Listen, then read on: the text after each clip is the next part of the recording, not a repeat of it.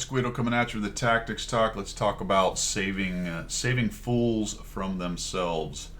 This is a common topic on this channel, and I think you probably already guessed what we're going to talk about. But I'm going to show you a great example of what it looks like in the middle of a match on Pearl River. So I am bottom tier playing the Staghound, mobile medium, the Brit light tanks that have wheels. I don't know why I like this thing so much. It's not really great at all. I just, for whatever reason, it suits me, fits my play style. It's tier 6, so I do enjoy that I'm able to do a bit of seal clubbing at tier 6, I guess, if I'm honest.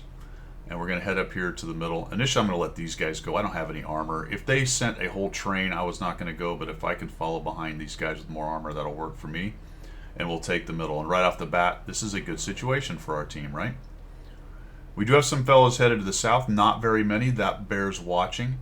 One thing about this game is a bit of a theme lately. It's an easy game, guys. It really is. There's not a whole lot to it. There's a map. It's only so big. You can only go so many places. There's a couple caps that you fight over, and there's usually two or three flanks, and that's it. Some maps are a little more wide open, but other than that, it's pretty easy. You find the bad guys, you point at them, you shoot them. Sometimes you miss because of RNG. And then you pay attention to the maps, fellas. Now I'm being shot by the Artie. Glad that one missed, actually, because the Artie will absolutely murder a Staghound. It just doesn't have any armor. So I decided, let's not let him get another free shot. We'll hide back here. And all of a sudden, we're having a pretty good day, right?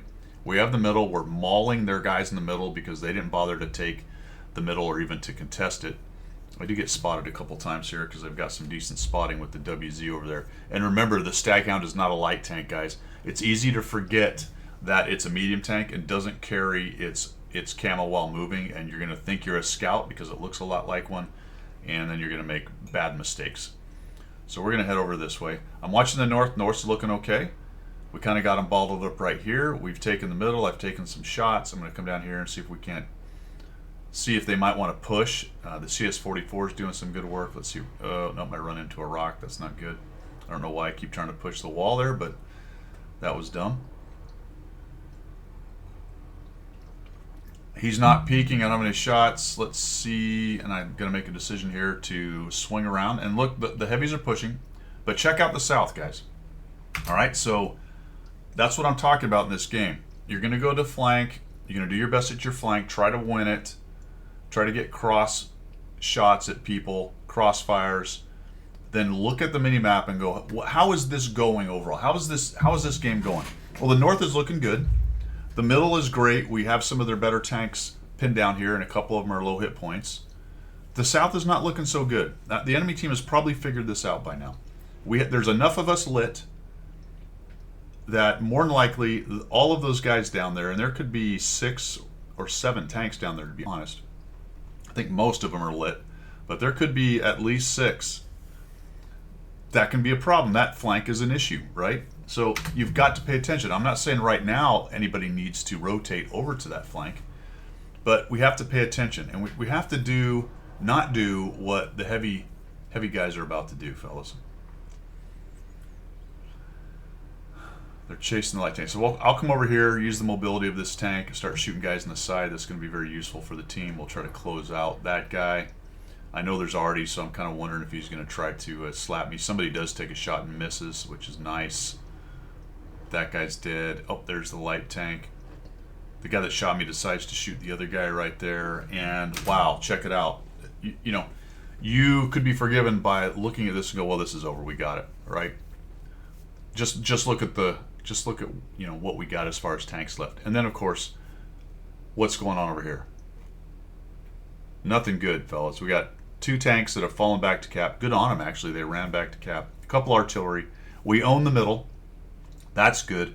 But we're in danger of being capped out, even though we're winning 6-1. So if you're the Tiger, the FL, the KV2, the Churchill, you go back. Yes, they're all slow. Doesn't matter. If the fast tanks go back and manage to keep them off the cap, the slow tanks will eventually show up, all that armor, and they'll shred whatever's left. Anything that's still sitting at their cap right now, guys, is a player not playing the game. There is no reason in any way, shape, or form to allow the stare to get any shots. If he's going to sit at his cap, let him. And more than likely the Basoto is somewhere near there, and the two Arty, who cares? Now, if you're a light tank, there is an argument, perhaps, or a fast medium, that you maybe get in there and take out their Arty. But that argument is much, much less than you would imagine. Many fewer times is that valid, especially in a case like this. Everybody who's fast, everybody needs to get back to the cap, set up crossfires, kill those guys that are aggressive going to the cap, and then worry about the campers. Let's see how this goes for our team. Who is going to go back? So I'm sort of looking at it. I haven't actually realized it myself, fellas, but I will here pretty quickly. I'm thinking about it, and then I'm like, oh, nope, that's not good. We got to go back. There you go. Turn around. CS44, who does a nice job, old ship-faced here. He realizes it. The two light tanks are up in the middle looking for shots. I don't have a huge problem with that. They can take shots without being shot back at. Not a bad idea. We got the Super Chaffee right there. There goes the CS44.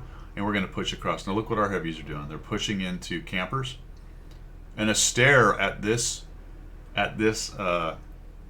tier, as long as he continues to get shots, absolutely brutal tank. I mean, he will shred those heavies. So come over here. I do a pretty bad job, actually, of taking on this guy. And then I walk into a lot of damage. Mistake by me, allowing them to have all those shots. But we get it reset, don't we? WZ misses me. I'll take that. Now he realizes he got to go. That's a miss, unfortunately. CS44 does a nice job. I'm trying to shoot that guy. Probably should have ignored him and gone after the T20. Now my gun depression is jacked up because I'm up on the side of that hill. So I think I could have helped the CS44 if I'd have gone after that guy, but he's going to actually get killed by somebody else. And look what's going on back at the cap, guys. Now, this is way more even than you might have thought, based on these 6-1 and looking like we're absolutely dominating these guys. The Tiger 131 is dead. We lose our CS44, so this fight over here is not as sure a thing anymore, is it? Thank goodness the Thunderbolt didn't come with these dudes. Of course, he's back there shredding our attackers. The CMCD and the 5916 should be down here as well, helping us out.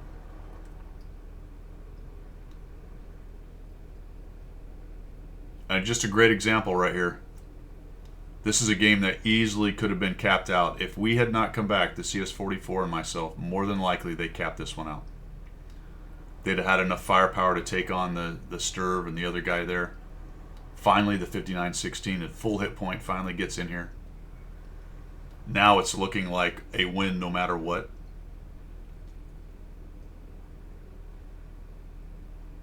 I make a bad shot there. And that's it. Whew. Close one, guys. Not a massive game on my part. I only got one kill, 1,136 damage, 270 assist.